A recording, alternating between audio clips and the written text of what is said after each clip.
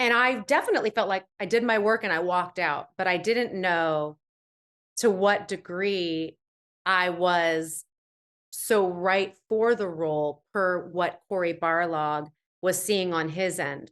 And interestingly enough, some of the earlier sketches of Freya look more like me now than the actual ones that made it to the game.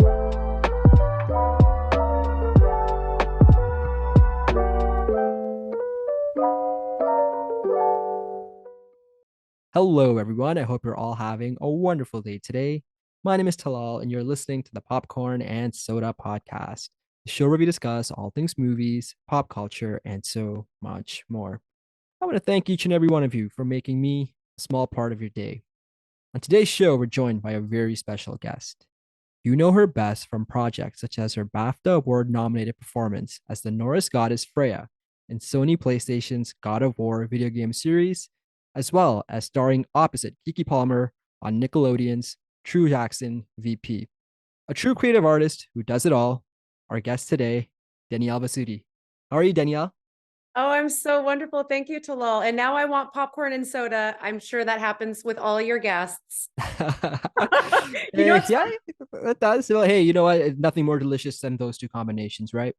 There's nothing better. And in fact, you can be, at least I'll speak for myself, I can be completely full. Like I could have a full meal where I cannot shove another thing into my gullet. And I will walk into a movie theater afterward, smell the popcorn and go, I need popcorn. At least a little butter and salt. Butter or no butter? If it's real butter, yes. Bam. We Absolutely. keep It's got to be the real one, right? It's got to be the real thing. just and nothing like the real thing, baby, as they say. Absolutely. So again, thank you so much for coming to hang on the show today. And like before we deep dive into all your amazing projects you've done, how have you been over these last few years personally? Like this ever-changing world we're living in, and as we continue to recover from the pandemic, what does Mm, life look like for Danielle? that is, I have not received that question yet, and it's a really important one because we all went to the upside down there for a while, didn't we? I mean, it was life and death, and it can bring out the worst in people. It could also bring out the best. Our humanity. There's such a duality to our humanity. Personally, for me, it was a pause button that was needed. And it was one that was enforced upon us because we were trying to navigate this new terrain of, COVID and the pandemic and staying at home and what do we do? People in peril. I Once I got my bearings, I said, okay, I have a break here to do something. And at first it felt a lot just like rest. Because as you can see, I'm go, go, go, go, go. I know I've got, I'm either creating a project or I'm in a project. And so there's a lot of that creativity, ambition. But I realized that there were some things in my spiritual and personal, mental and emotional life that had been on the back burner. And I needed to go in deeper to address some of those wounds that I thought were healed and addressed that were cutting to pop up. And I'm not sure about you, but the way that they popped them in my life were like patterns, like certain outcomes that I kept going, wait a minute. I thought I was over that. Why does this keep occurring in my life? And I realized, oh, I must be the common denominator, as any good therapist would tell you. What could I be doing differently? Where are those little painful pockets somewhere deep in the cracks that I can shine a little light in, add a little healing, and hopefully overcome? And so that's what I did. I did a course called Love Life Legacy. It was 14 weeks. A couple taught it out in Canada, and we were all met on Zoom. And I had a complete renaissance of self. So it was juxtaposed with all the horrors that were happening every day, but inwardly for me, it was a time of peace and regeneration.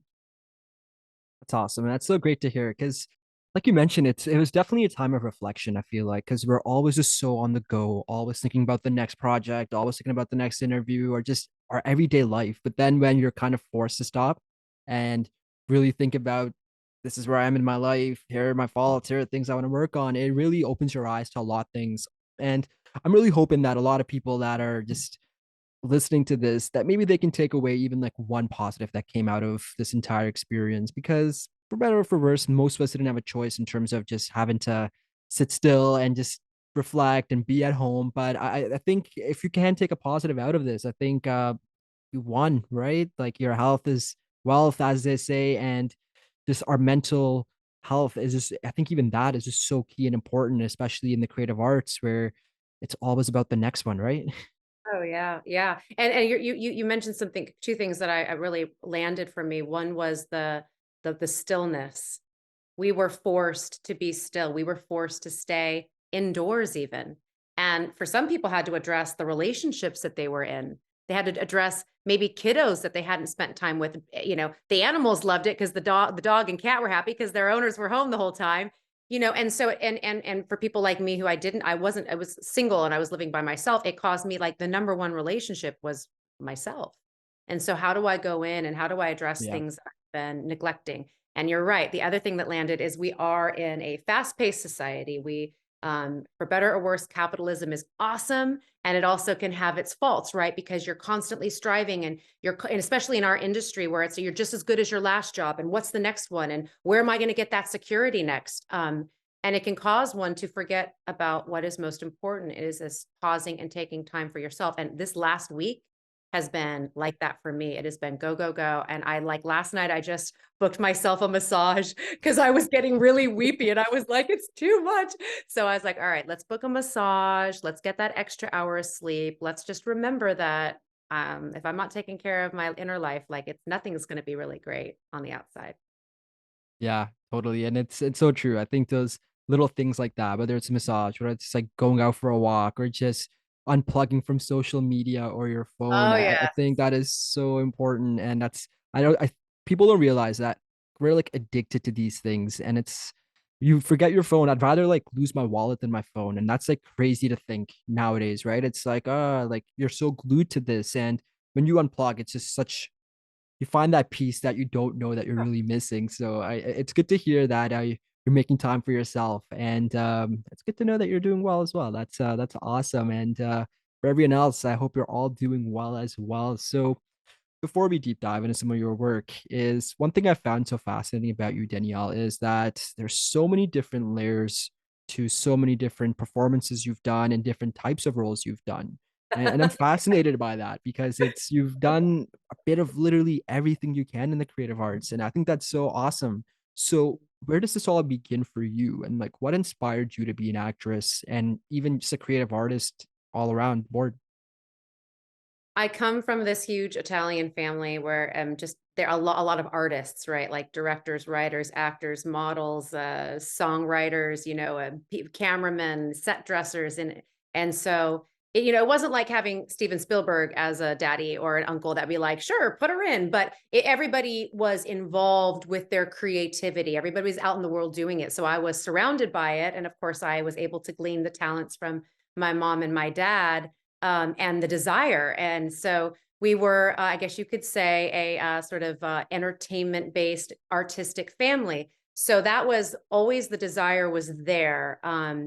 I was very inspired. I was very inspired at a young age by my aunt, Christina Ferrari, who was an actress and a model. And then she's, a Renaissance woman, much like my mom. I mean, writing and, jewelry design and all these things. And so I remember seeing her level of, success and I was like, wow, I think I think that's something that I want. But it wasn't just the success. It was who I was. I was an artist. At 4 years old, I was plunking out Carole King songs on the piano. I mean, my mom is very musical, so I got some of that from her. And my dad was a child actor, and so I got some of that from him. And yeah, I was always in school plays and I nurtured it that way. Of course, if I had my way, I would have been like a Natalie Portman or Dakota Fanning. I would have gotten in like at 3, but my dad, because he was in the industry at a young age, I think he just really thought it was important to have more of a normalized childhood and go to school. So I did plays and I really excelled as far as like expanded my horizons, in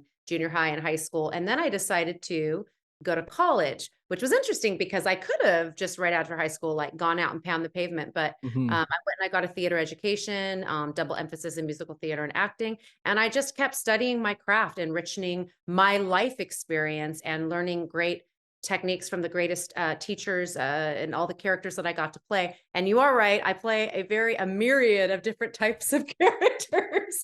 If you look at the resume, it's odd. It's not just like a one size fits all when it comes to me. I always love the chameleon actresses, like Kate Blanchett is one of my favorites, and Yeah. I like there's nothing she can't do, and I just love embodying a character from the inside out. So it doesn't really matter what they are. I'm not like a one size fits all. So it's been in my blood forever, and here I am. It's like your like filmography is literally like a Rubik's cube. It's you're trying to put it all together. Like, wait, what? I thought this is red, now it's blue, and it's.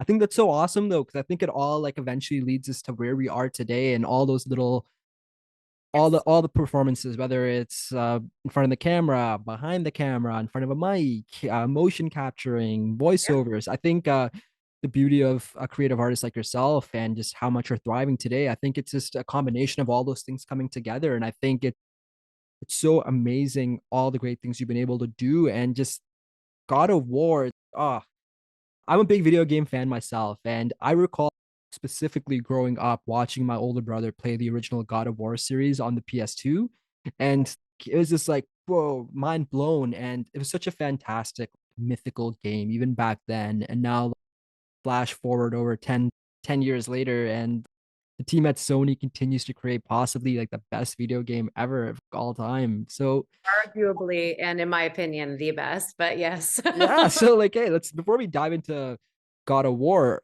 are you a gamer yourself?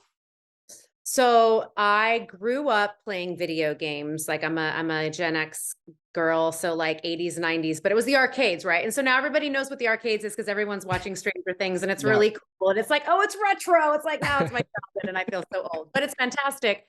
Like I am a pro at the joystick. I always joke around like, you don't want to mess with me on Miss Pac-Man or Frogger, these were the games that I played, Donkey Kong. And then enter the 90s, then all of a sudden this like Nintendo set came out, and this amazing, small game called Little Super Mario Brothers, which is now like a multi-billion Billion billion dollar dollar movie, right? IP is crazy. My nieces and nephews, like so I have three nephews and one niece, and we had a Mario, a Luigi, a Bowser, and then Princess Peach when they went to go see it. The cutest thing ever. But I mean, this is a massive, massive IP in this game. Loved the Nintendo 1.0 because I knew how to, my thumbs knew what to do, like to navigate and manage that controller. But now the controllers literally evade me. Like they are so complex. Having said that, I do have so the fan base that loves God of War and that I've been connecting with on Twitter and my Discord channel are like, you have to open up a Twitch and you have to learn how to play. And I said, if I do that, it will be considered one of the greatest comedies of all time. It will, like, non-scripted, just it's going to be hysterical because I don't know if I can do it, but I want to. Hey, go for it. Why not? Like you already have such like a rich history with video game experience with the joysticks and whatnot, and now it's like this. I'll admit too, sometimes for me, like video games nowadays, just not even just the controller itself, but just somehow how immersive they are. It can Yeah. sometimes be a little like, all right, you got to spend a lot of time to really get into it to really experience the full thing. But I think like a game like God of War, it's just so rich and the story is just so amazing where you're playing a movie. And that's, I think everyone has their own experience, even though the story is linear for everyone. I think everyone's got their own favorite character, their own just favorite like boss battle. So I think that's so great that the evolution of Danielle from the joystick to the little rectangular controller to now like 50 buttons on a PS4, PS5 controller. I think that's so awesome. Where I want give to see yourself the some credit. I Darwinian. think that's great. I want to see the Darwinian poster of like me with the joystick, and then me with the Nintendo, and then me with the PS5. And that'd be hilarious. Um, they are immersive movies, and you get to play the main character. And I will probably just cry like a baby throughout the whole game. In fact, I know I'll cry throughout the entire game. Because I was there, and then of course there are the Yeah. scenes I wasn't in, and then I'm gonna inside of them now. Oh my goodness. Yeah, it's gonna happen. Let's put a little bookmark in it and know that it's gonna happen in the not so distant future. All right, we're gonna hold you to this, and we're gonna make sure this clip goes viral, and we'll give you until the end of summer 2023. Is that a fair assessment, or end of? Um, or the end of the year 2023? What do you? I think end of year, All right. yeah. Because I got some other projects coming out that might take priority in learning how to play God of War. Although not, I mean, Sony, I'm not saying it's not a big priority, guys. But yeah, let's do it. Let's say before the end of 2023, I am going to learn how to play God of War. Bam, you heard it here first, guys. Can't go back on this now. Can't go back. So walk me through this. Were you aware of the God of War video games as they were casting for the role of Freya? No, they didn't tell us it was God of War, and I had no idea I was in the Norse pantheon. I knew I was a queen or a leader of some sort who had lost a people. I had made a decision. I'm trying to remember because we're talking 2014. I Yeah. remembered the speech reminded me of a great Shakespearean soliloquy. And obviously I come from the theater, so I had studied Shakespeare. And I was like, it felt a little bit like there was a little Lady Macbeth in there. There was, a little Lady Stark. There was definitely some Khaleesi, Mother of Dragons. And I was like, I think I got this. I mean, look, most actors would go into any audition like it's mine. You have to go in that with that level of confidence and also ease. And I definitely felt like I did my work and I walked out, but I didn't know to what degree I was so right for the role per what Corey Barlog was seeing on his end. And interestingly enough, some of the earlier sketches of Freya look more like me now than the actual ones that made it to the game. And when I saw this original, is beautiful. It was, I believe it was either D. Longfish or it was Roth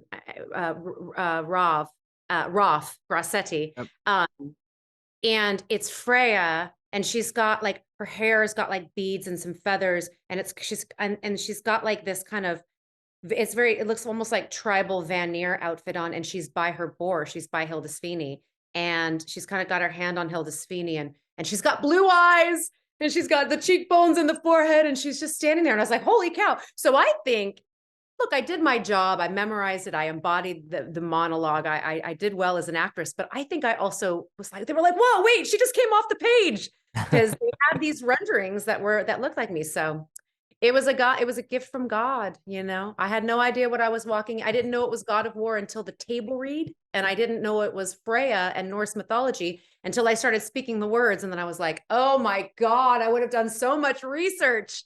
But fortunately, they did not fire me. Still around, 2 games in, still around. So that's you're doing something right, I guess, Two right? for So two. there's something that's going on, right? So Two like the for two, strength of the babe. video game is definitely the amazing story, but equally as much is like the amazing voice and motion capturing of this game, whether it's, like Christopher Judge, Sunny Soljic, Deborah Ann Wall, yourself. It's like the gold standard when it comes to video games and specifically voice acting. So two-parter. What was your experience like working alongside with these creatives? And two, how different is it for an actress like yourself who's still used to working in front of a camera and a actual live action situations, but now you're doing motion capturing? So, how difficult or easy? What was your experience like with that? Yes, that's a great question. Working with with every single individual at Sony Santa Monica Studios has been an absolute like game changer. I mean, talk about up level. They are so talented. They are the best in their field. They are some of the best in their field. They're the titans that have created this incredible narrative and this incredible IP and the turn that it took from the first three games to giving Kratos a son, as you know, Corey, raising Kratos. I don't know if you ever saw the documentary. It's pretty profound what he and the studio and everybody went through just to believe that the players, that the gamers would want Kratos to grow up and to start Yeah. questioning choices. So from a literary standpoint, it blew my mind. From a technical standpoint, I had no idea. I mean, remember, I'm like 1.0 Nintendo walking into like, the metaverse and the Yeah, all it's the state of metaverse the and art facilities with like dots and all these things on you. It's like, whoa. yeah. Well, then there was that. So I was talking about when I saw the actual rendering themselves, I was like blown away. So working with them is amazing. Chris Judge, Sunny Soljic, Alistair Duncan, Robert Craighead, Adam Harrington, my OG boys, I love those guys so much. got to work with, Richard Schiff and Brett Dalton and Ben Prendergast and this next one and this last one, Ragnarok. Incredible actors. Again, always bringing their absolute best, up leveling, caring so much about it's like a sanctity. It was almost like a reverence that happened every time we would step into the volume. So let's talk about stepping into the volume. Now I go into a room. It looks a lot like Mike TV. It's from the original Willy Wonka. It's this entire white room, right? And there's all these cameras. There's in the quadrants, right? There's cameras. There's cameras up above. There's now a helmet I'm sticking on my head and a audio pack around my waist. Now, and then dots on my face, and then a camera on this like craned piece of metal staring me in the face. And then, of course, Dory, who our incredible DP, with the roaming camera to get that no cut, one take Yeah. shot that really draws the audience in and doesn't let go of them to the end of the game. It's a lot, technically. Unlike something like theater or maybe even some aspects of being in a film, you don't really have the luxury of discovering where the scene lies, blocking wise. Mhm. We come in and they've already like mapped it all out. I mean, they have what's called the Privis, and like they've got great actors who are like marking it out. So like we know where our marks are and what we've got to hit. Here's what I would say. It's like twofold. One, it was kind of nice because it was all sort of sorted out, and all I had to think about was living in the moment as Freya. Yeah. But the other part of it was just getting past the technical aspects, the heaviness of the helmet, the weight, the heat of the sound pack around my waist. When you're on a film set or TV set, you just have a little tiny pack, and then you've got the little hidden, microphone somewhere to capture your sound. This was all technical, but it was also a lot like theater. Because if you think about what theater is, it's all like, let's say you're in a black box theater and there's like one stool, one table, and one prop.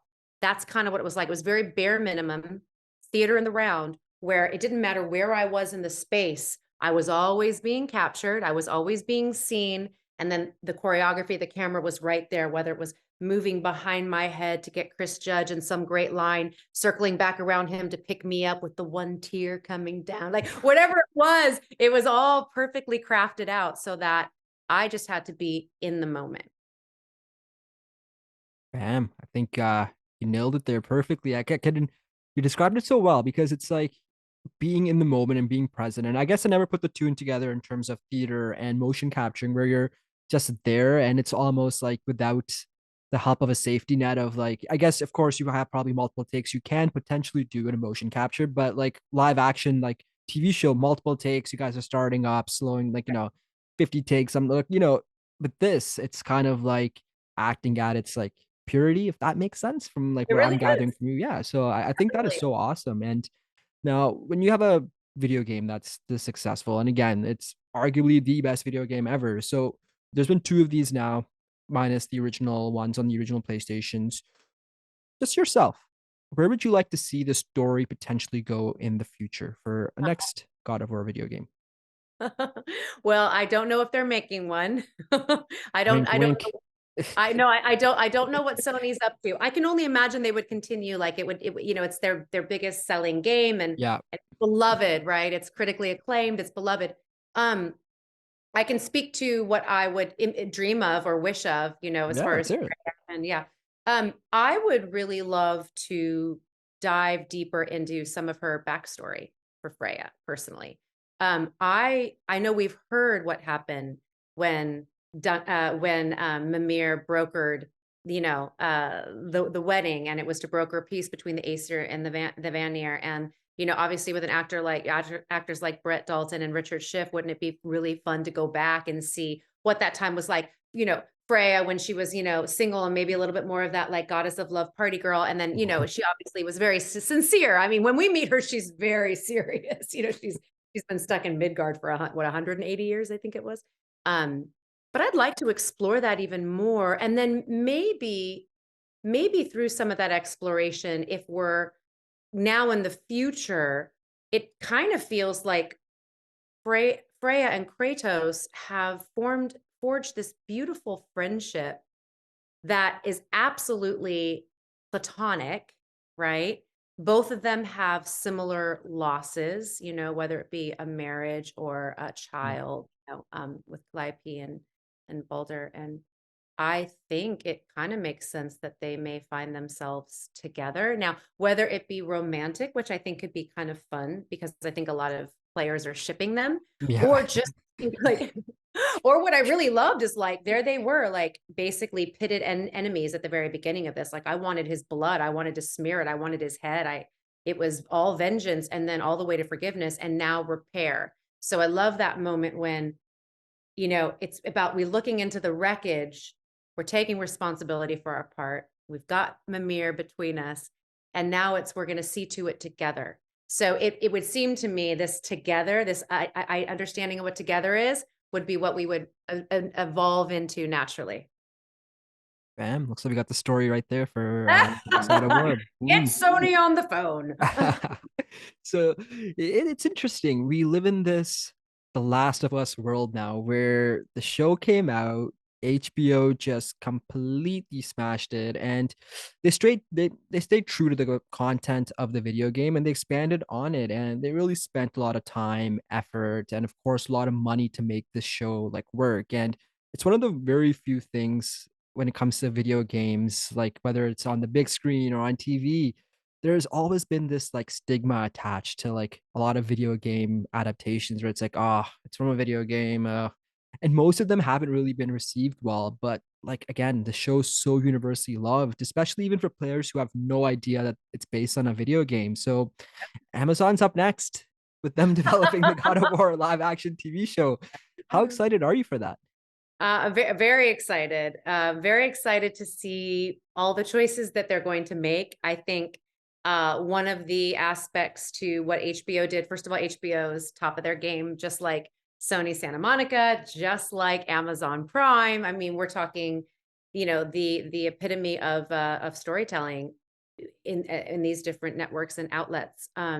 So what I would say is I'm so happy that HBO consulted with Naughty Dog and with Neil Druckmann because this is the origin of the creation of these characters. And then you have this massive fan base that's very loyal. The video game fans are the most loyal, but also hardcore. Yeah, to They're say the they're least. yeah, Yeah. I mean, they're very, indignant with what they find acceptable because they first of all, they're spending hours and hours and hours, I mean, upon Yeah. hours of their time with you. They're buying the game, they're buying all the paraphernalia, they're buying the merchandising, they're upgrading from the PS4 to the 5 and so you want to make sure that you're considering them. You want to make sure you're considering the people that created the IP. You want to make sure that you're considering the fan base. Otherwise, just go and make your own show. Yeah. Because they do that too, and we do that too, and you see that. But you know, I think what made The Last of Us so amazing, in my opinion, and I did not play the game, I saw playthroughs of the game, is when they match cut, when they match, Yeah. with the giraffe, and it was like I could only imagine if you were a player that like had that moment with Ellie, and the giraffe comes up and you're getting the butterflies in your stomach. Now, then there's the audience that had never even knew about the game, or maybe they're like, oh, I think it's based on a video game. But they're people who love great narratives. Who doesn't love a great like apocalyptic tale? I imagine a lot of the fan base from The Walking Dead, like we're an easy, like transitional, like Yeah. target audience. They nailed it on I think on every level. And I think that they kept it true to what was germane and magnificent about the game. So let's turn this back to you. So let's say Amazon decides to adapt the video game that you're a part of, two of them. Yeah. Yeah. Let's say if that is the course they're taking, and you can see things online where apparently it may be, it may not, who knows? Uh, can we see Danielle Bisutti potentially as a live action Freya in the show? Oh, well, of course. I mean, that would be incredible. I get asked this all the time, and I appreciate the question because, maybe not all actors would want to transition from playing it in the game to the TV series. In fact, I got to talk a little bit um, and I'm going to completely blank right now. Troy Baker. I talked to Troy Baker at the BAFTAs on the red carpet, and I was just telling him how magnificent he was, and he's obviously he's a bitter squirrel in God of War, and Joel and The Last of Us, and amongst a million other things, he's a superstar. And I was just telling him, I was like, I was like, what was that like? And so he was likening it to, first of all, totally in support of The Last of Us, but he likened it to, it's kind of like when you're done playing a role in the theater, like let's say on Broadway, and then you Mhm. step out of the role and someone steps in. I go, gosh, that is such a really mature and sophisticated way of looking at it, because yes, Pedro Pascal is amazing, and yes, Troy Baker is amazing. Um, and so I was like, that actually could be really cool to watch, like some other actor stepping in. Would I prefer it for it to be me? Definitely. I would love the opportunity to be in a live action. So one of the disconnects is only that nothing that I'm embodying and doing, because just like Avatar actors, we're doing the same thing. It's full performance capture with Mhm. the mocap suit. So I'm acting out all the scenes, but it would be really cool to be in the live action. Game of Thrones being one of my favorite TV series of all times. Grew up watching kings and queens and mythologies and fantasy ever since I was a little girl. So that my life would lead me to doing that and have it actually be my image and likeness would be incredible. So have you seen Song of the Valkyrie? It's okay if you haven't. I haven't. No. Okay, it's exciting. So it at first it was just meant to be a love letter. I thought of it in 2019. I wanted a way to give back to the fans who'd been so incredible, and also to Freya and Sony Santa Monica, like this incredible gift that was given to my life that literally indelibly has changed my life. So I was like, oh, I think I'll sing that cute little Lana Del Rey song, like video games, and it'll be like me on the ukulele, and it's just something fun I'll put out on Twitter. Well, that turned into a 5-minute music fantasy film, fully costume, live action. Like we're talking to the level of, I'm not a cosplayer, but I'm saying it was the level and care that a cosplayer would take, where it's basically an ode to the story. We were talking earlier about like where Yeah. I'd want to see Freya go. It was an ode to her story where she was asleep under the spell of Odin and had forgotten that she was a Valkyrie, had forgotten her purpose in the world. Well, I sort of roam through the woods and I find all these other beautiful asleep Valkyries that look like these beautiful musical fairies, like two girls playing the cello, one girl on the harp, one girl playing violin in a tree, and a drummer, and then a girl on the horn. And you're thinking, where am I? I'm like in Lion the Witch in the Wardrobe, like this. I'm in this fantasy world, and I'm going around and I'm touching all of their foreheads. And I'm not going to give you the whole spiel because I want you to see it. It's only 5 minutes, set to a Lana Del Rey song. And then of course there's this moment where they all remember, oh wait, we're Valkyrie. And it's just this empowerment piece for women to realize that, like, no matter what happens in your lifetime, like who may steal, either your identity or your value, or you forget, maybe it's not even a villain involved. Maybe it's just you forget your value. It's about remembering who you are, why you're on the planet, what your vocation is, and quite frankly, just to like spread your wings and fly. And so I had a little taste of what it would be like to be the Valkyrie Queen, Freya, the Valkyrie Queen, in this 5-minute music video that I produced. But that, would pale in comparison to being, The the live Amazon. action on a set of like a multi-million dollars set, right? That yeah. And we did our best to make it look like $1 million, but we did not spend $1 million. My production company produced it. So yeah. Well, hey, you know what I like? You're putting things into the world, into the universe, making things happen. I'm a big believer in that. I believe in manifestation, and sometimes you got to put it out into the universe in order for it to come back to you. So fingers crossed, we'll see you as that, because it's one of those things. It's gonna be tough to see. Like again, like Last of Us shows that yes, Pedro Pascal, Bella Ramsey, like Yeah. it's a great job. But I think for a thing like God of War, it's gonna be tough to see actors that aren't actors like yourself, Chris Judge, in those roles, or Sunny. So, because you guys are actual actors too, it's not like you're just predominantly like voice actors and only stay within that medium. With a lot of voice actors, that's what they do. You guys are like full out actors as like a career as well. So, fingers crossed, we'll get some more details on it, and hopefully, it's gonna be similar to The Last of Us in terms of the quality, staying true to the source material, and just even expanding on the source material respectfully without, because not everything's going to translate perfectly from the video game to, a 45-minute episode. But I think there's a lot of potential for this to be something very special.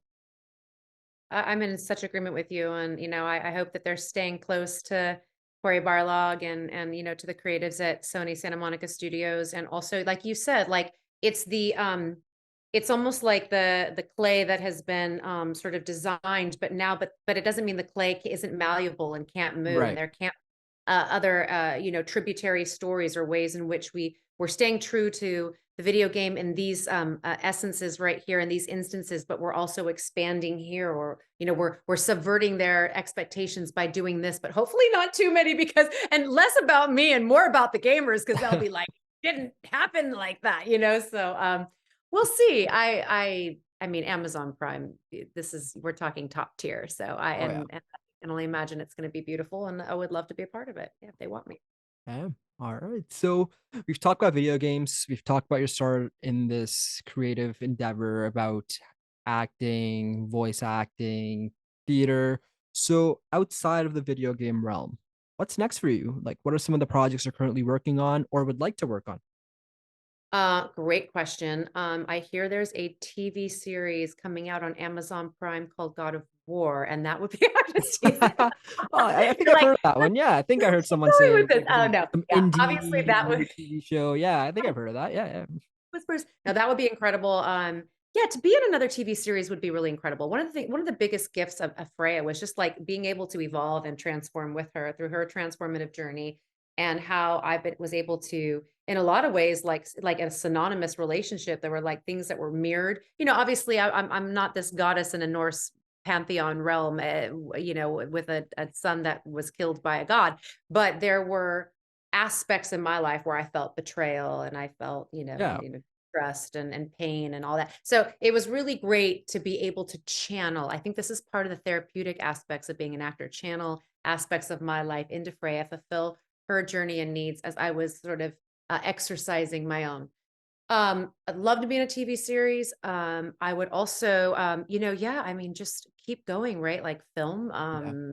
Love to step in and work with, some of the great film directors out there. In particular, I do have one project that's coming out, which I'm very excited about, and I've been talking about in a lot of my interviews.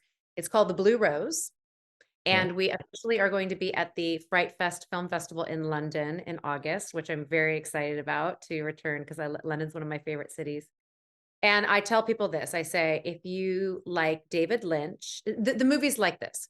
If David Lynch and Stanley Kubrick got together and created a film noir movie in the vein of LA Confidential, with two detectives solving a mystery and a crime, but setting that in the world of purgatory. Yeah, I Mind know. blown. That was the right, like, that was the meme that I was expecting from you, because it's like, wait, what?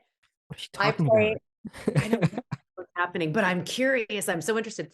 It's one of those films that, if you love really like beginning, middle, end, like linear storytelling, like do not see our movie, because you'll want to. Yeah.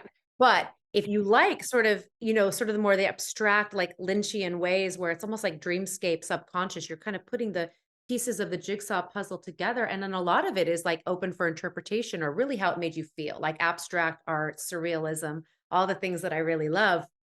I play a really fun character, a femme fatale named Norma Steele. She's got the red lips and the nails, and she's kind of an enigma. Well, she's not kind of. She's absolutely an enigma. You don't really know what she's up to. You just know it might not be good.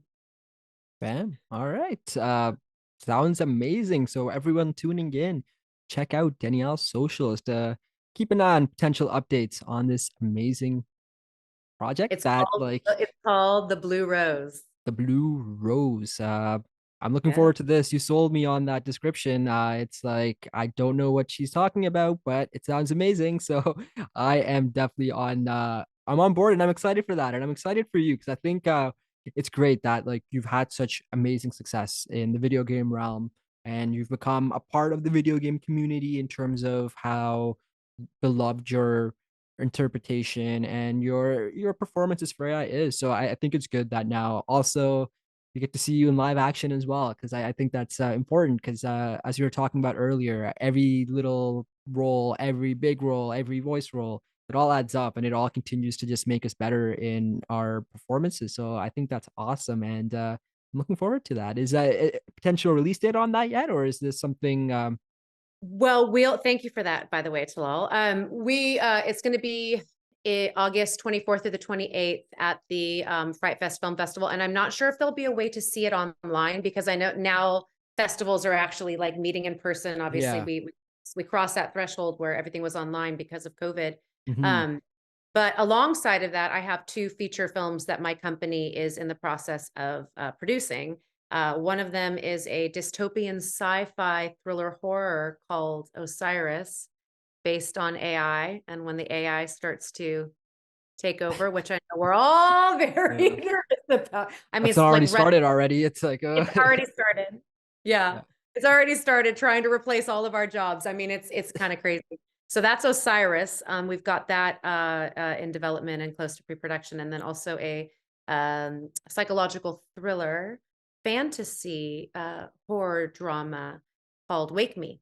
And that one actually has a companion piece of it's the lead character is a graphic novelist. And one of my favorites is Neil Gaiman, and it kind of has that like Sandman, like Neil Gaiman, his Vibes and whole stuff. vibe. Yeah. Yeah, his whole vibe is like that in with the graphic novel. And so yeah, it'll be interesting to see what happens. I am not WGA, but as you know, there is a strike happening right now. Yeah. And to what degree I would be able to, because the scripts are done. Well, the script is done for Wake Me, but I just heard today that like SAG-AFTRA and the DGA might also be striking as well. So if the unions converge, you know Mhm. what? The pause button will get pressed once more, and I get to go in and take care of myself, There we right? go. Here we I mean, I'm go. just saying, like, I have no, it's like we didn't have control over that. So, like, if there's this moment of like nothing can happen, then maybe it's time to travel. Maybe it's time to get more rest. Maybe get into nature a little more, like get a canvas, do a painting. I don't know. Hear you. Something outside of the ambition of this creativity and this life force with creativity that as beautiful as it is, it sometimes it's a lot of output and you need the input to just Relax. I love it. And I think that's just such a perfect way to put a bow on our entire conversation about just the life of a creative, and just we're always just like you mentioned, it's the output, the output, the output. But at the end of the day, the most important is the input, because there is no output without the input. If you're catching me on my drift there. So yeah. I think that's awesome. So here, as you wrap up with Danielle Bisutti, it is now time for a segment I call the final act. Danielle, I'm going to ask you 10 rapid fire questions about your Okay. likes, your dislikes, and I just want the first thing that comes to your mind. But here's the catch, we're going to try to get through them in 1 minute. You up Okay. for it? First thought, best thought. That's what I always say. I'm just going to say it. Bam. Even if I embarrass myself. Here we go. Movies or TV shows? Movies, Watch at home or a movie theater? theater, Favorite movie? impossible. The Princess Bride, The Princess Bride. Favorite TV show? Game of Thrones, Favorite season of the year?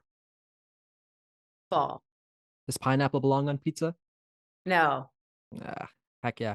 Uh, Favorite character besides Freya in God of War? Ooh. I know. Ratatoskar the squirrel. Favorite part about playing Freya? Hmm. She wears her heart on her sleeve. Outside The Last of Us, favorite video game to live action adaptation? I can't choose The Last of Us. Charlie,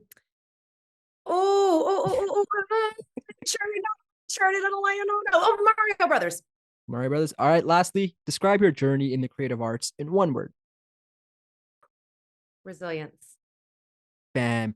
Hey, you killed it at that. And like I'm looking at the clock here, and it's like right on that minute part. So boom, Danielle, awesome. And hey, I appreciate the honesty, and I love it. And just thank you so much for coming to hang out on the show today. I had such a blast with having you here as a guest today, and like the projects you worked on, God of War, all the amazing other acting you've done, your voice acting, just everything you've done and just having to had an opportunity to discover even more of your work recently. I'm so proud of you. I think you're doing such an amazing, wonderful job, and I can totally see why millions worldwide just love everything that you're doing. So keep it up, keep killing it. I'm looking forward to seeing you as Freya in the God of War live action TV show. Uh, Fingers crossed. And just honestly, I truly wish you all the best in your upcoming projects, and I look forward to having you back on to discuss the next one. Oh, Talal, it's been such a pleasure. And maybe next time I'll have like a soda and some popcorn just to be a little on the nose, but it's on brand. And I think the word to encapsulate what you were talking about with the input and the output, like what you're doing right now and what I'm doing is called reciprocity. You know, you're giving to me and I'm giving to you. And that's what happens in these in the world, right? In these games. It's this beautiful exchange. And it has been such a pleasure.